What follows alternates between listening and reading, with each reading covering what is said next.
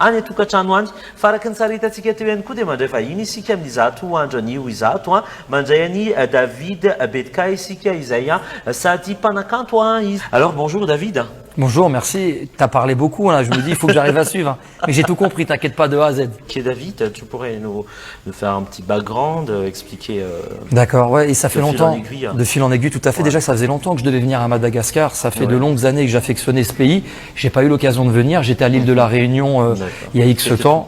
Par rapport à mes projets culturels, mais malheureusement, j'avais pas eu la chance. Et là, sur un coup de tête, entre guillemets, j'ai décidé de venir et de parler un peu de ce que je fais. Donc, j'ai 3 sujets après que je vais développer. Et c'est vrai que depuis de longues années, je suis comédien.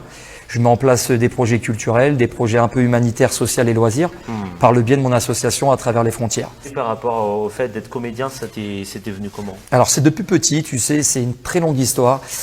J'étais un peu un enfant dissipé, donc un enfant un peu, on m'appelait Pierrot Lunaire à l'école, et j'ai décidé de m'inscrire au cours Florent. Depuis tout petit, j'étais passionné de comédie et surtout d'héros.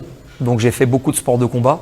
J'aimais Jean-Claude Van Damme, j'aimais Sylvester Stallone, j'aimais tous ces personnages en couleur. Et j'ai toujours été en indépendant. J'ai jamais eu de producteur, jamais de réalisateur, jamais de scénariste.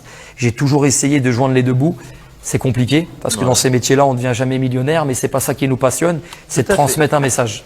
D'accord, on va plus parler de tes projets ci-après, mais maintenant on va visionner une des des extraits des éléments que tu as effectués. Vite,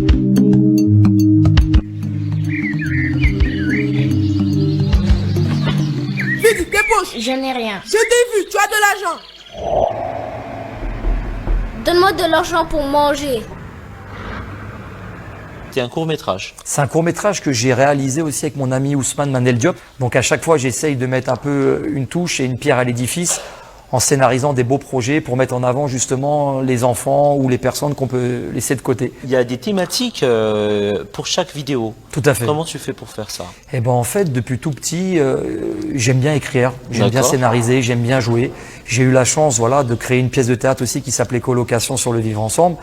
Mais là, les courts-métrages, c'est des sujets qui concernent tout le monde, tous les publics. Donc tous les sujets que j'essaye de traiter, c'est vraiment des sujets d'actualité. Tu as annoncé que une de tes vidéos passera directement sur la chaîne nationale. On va la diffuser après, on va voir la programmation, côté programmation, mais ce sera diffusé sur la nationale. C'est